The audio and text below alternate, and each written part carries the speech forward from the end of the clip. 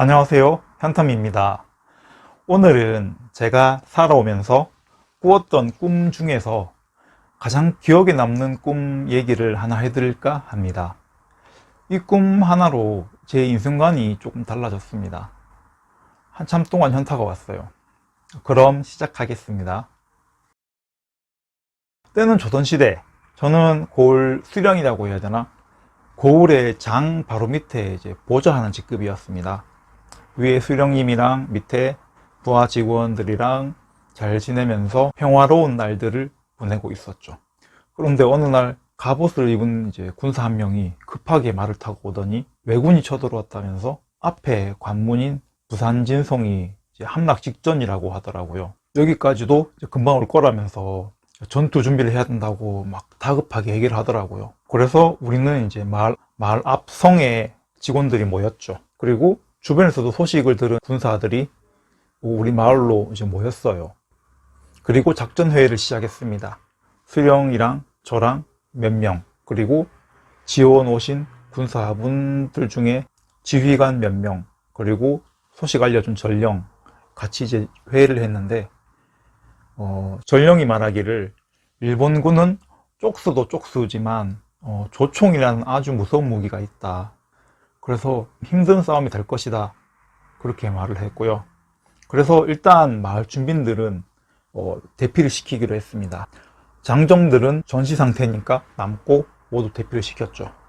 그리고 조총에 대응하려면 화살이 많이 필요하다는 이제 판단하에 모두 너나 할 것 없이 이제 밤새도록 화살을 만들었습니다.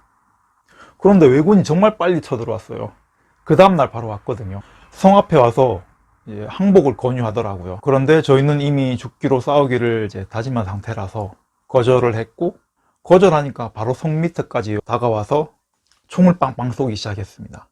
우리 쪽도 이제 활로 대응 사격을 하는데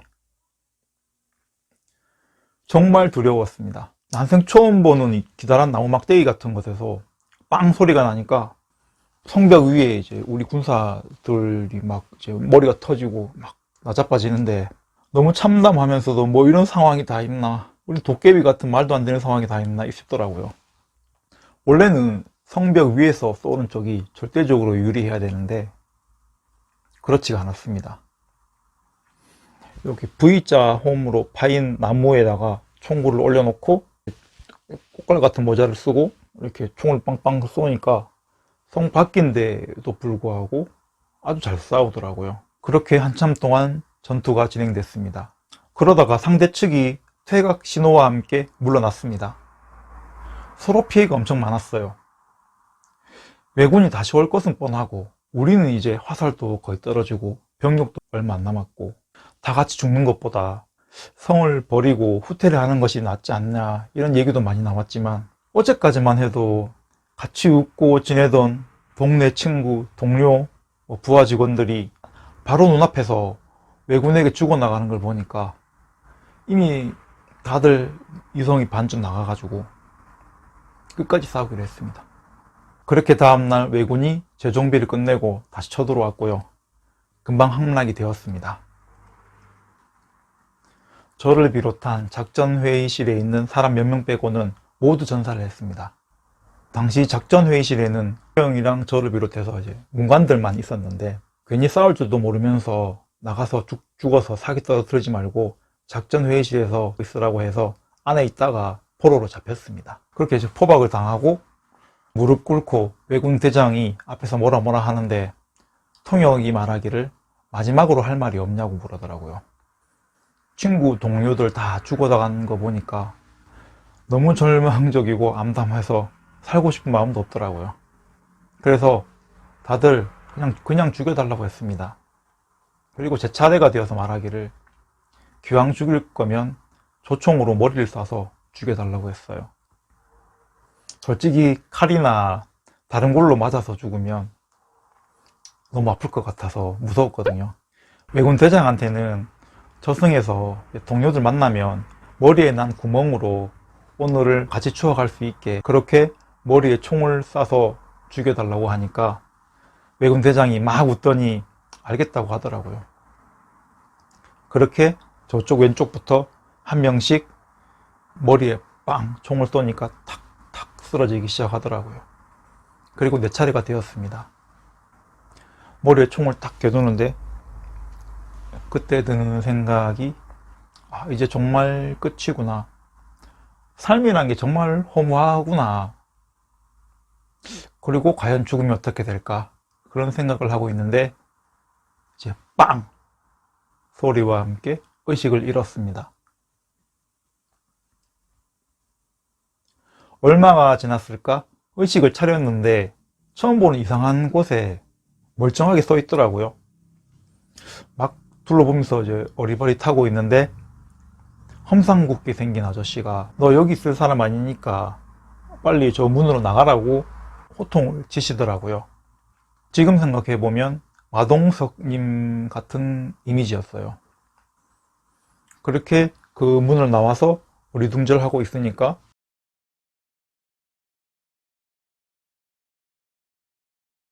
웬 나이 지긋한 아저씨, 한 5, 60대로 보이는 아저씨가 사무용 책걸상에 앉으셔가지고 니 요 처음 왔나? 하시길래 네, 그러니까 그 뒤에 니 성적표 있다, 그거 봐봐라 하시더라고요.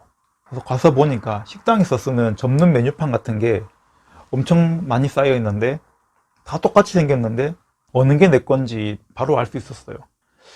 말로 설명드리기는 힘든데 지금 세상과 인식 체계가 좀 많이 달랐습니다. 그렇게 내 성적표를 바로 빼서 딱 펼쳐보니까 74라는 숫자가 적혀 있었습니다. 그러니까 그쪽에 대빵 아저씨가 71점부터 요 들어갈 수 있다 하면서 요로 가라고 하시더라고요. 그 당시에는 입구 간판이 뭐라 요란스럽게 있었는데 꿈을 깨고 생각해보니 딱 놀이공원 입구같이 생겼어요. 간판도 당시는 뭐 이런 글자가 다 있노 싶었는데 지금 생각해보니 파라다이스라고 적혀있던 것 같아요. 안내문이 있었는데 요약하면 71점부터 들어갈 수가 있고 점수가 높을수록 이 안에서 더 많은 것을 누릴 수가 있다. 들어오면 점수가 오르기는 하지만 아주 천천히 오른다 라는 내용이 있었어요. 안내문 3곳 다 읽어보니까 여기는 40점 이하 분들이 참여하는 곳이었고요. 여기는 41점부터 70점까지 환생하는 곳이었습니다. 3곳 모두 기와 담장으로 되어 있었는데 천장은 막혀있지가 않았는데 그렇다고 하늘도 아니었어요.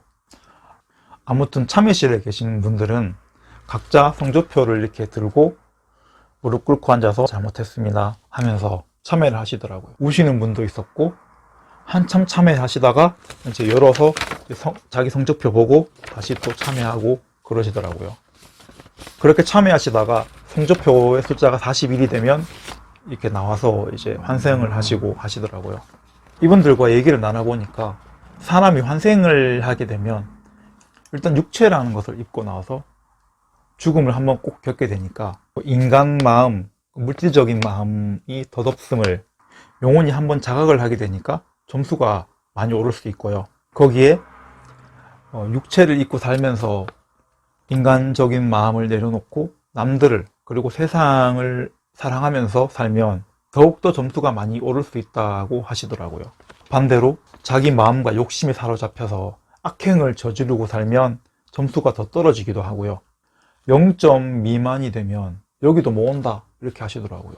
저는 74점이라서 여기 들어갈 수 있었지만 맥라대왕님께 저 환생 한번 더 하고 싶은데 해도 됩니까? 이렇게 여쭤봤어요. 그러니까 맥라대왕님이 막 크게 웃으시면서 고생 좀 할 낀데 이러시더라고요. 그래서 저는 괜찮습니다 하니까 웃으면서 하더니 저 자로 들어가면 된다 하시길래 가서 환생문으로 들어갔습니다. 문을 여니까 목욕탕 한증막처럼 하얀 김이 꽉 차 있는데 밑으로 내려가는 계단이 있더라고요. 잘 안 보이니까 계단을 떠듬 내려가는데 갑자기 안내방송이 나왔어요. 아나운서 목소리였는데 환생체험에 오신 것을 환영합니다. 계단을 따라 계속 내려가시면 환생이 진행됩니다. 듣고 계속 또금 내려갔어요. 또 방송으로 귀하의 기억은 여기 잠시 보관하도록 하겠습니다. 부디 뜻깊은 체험 되시길 바랍니다. 거기까지 듣고 계단에서 의식이 흐려지면서 앞으로 팍 꼬꾸라졌는데 잠에서 깨었습니다. 눈 떠보니까 내 자취방이더라고요. 그 뒤로도 한 며칠 동안 계속 이 꿈 생각이 났어요. 저는 전생이나 환생을 믿는 편이 아니었습니다. 뭐 설마 있겠어? 뭐 그런 마인드였어요. 물론 이 꿈을 꿨다고 해서 제가 지금 전생이나 환생이 100% 있다고 믿는 것도 아닙니다. 그런데 제 마인드가 정말 많이 바뀌었어요. 그전에는 사람이 죽으면 어떻게 될까 궁금하기도 하고, 이 영혼이라는 게 정체가 뭘까 이런 생각도 많이 하고, 저는 신을 있다고 믿는 편입니다. 그런데 어떤 사람은 욕심 부리고 악행을 저지르면서도 오래 살고, 어떤 사람은 아주 어릴 때 죽고, 신은 공평하다는데 과연 맞나 이런 생각이 들었는데, 그런 의문점이 없어지더라고요. 제 꿈의 기억으로 저승은 수많은 서버가 있어서 저는 저승 가면 죽은 사람 다 만날 줄 알았는데 서버가 다르면 못 만났고요.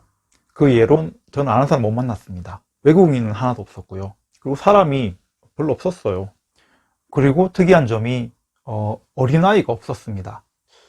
어릴 때 죽으면 바로 환생이 되던가 뭐 다른 곳으로 가는 것 같아요. 그리고 아까 말씀드린 것처럼 지금 세상과 인식하는 체계가 좀 달랐어요. 그냥 영혼이 그냥 형체라는 것이 있는데 잘생겼다 못생겼다 뭐 그런 기준 같은 게 없었고요. 다른 분들 보면 그분의 생각이 보였어요. 그래서 참회를 거짓으로는 못하는 시스템이었어요. 진심으로 참회해야 됩니다. 하지만 그 두 분의 그 생각은 볼 수가 없었습니다. 비행기 사고로 CEO랑 밑에 부하 직원들이 한꺼번에 사망을 해서 온 적이 있는데, 직원들은 이 문으로 나갈 수 있는데 그분은 못 나가더라고요. 직원들 보고 야 너 나 빼놓고 너희들만 가냐 하니까 옆에 마동석 같은 분이 아 시끄럽다 가서 참여나 해 하니까 바로 쫄아서 와서 참여하시더라고요. 제가 보니까 그분은 갑질을 많이 하고 사셨더라고요. 0점에서 40점까지 그 분들을 보니까 그렇게 악하신 분들은 아니었어요. 그리고 영혼 입장에서는 환생하고 참여를 이제 좀 계속 할수록 깨닫고 성장해 가는 거죠. 저는 이 꿈을 계기로 정말 인생을 좀 세상을 사랑하면서 남들을 사랑하면서 열심히 살아야겠구나 그런 생각을 하게 되었습니다. 제가 어릴 적 기억보다 이 꿈이 더 생생해요. 그러니까 내가 죽음을 맞이했던 그 순간도 너무 생생합니다. 그리고 제가 죽는 꿈을 좀 많이 꿨었거든요.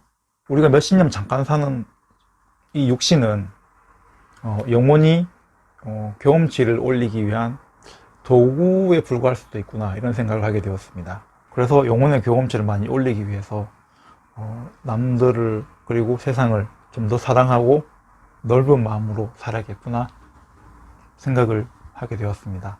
꿈을 꾸면 옛날에 겪었던 그 일이 똑같이 되풀이되진 않잖아요. 시대가 다른 사람들이 막 나오고, 그렇듯 제 꿈에서의 전생 체험 그리고 저승 체험이 꼭 그럴 거라고 생각은 하지 않습니다.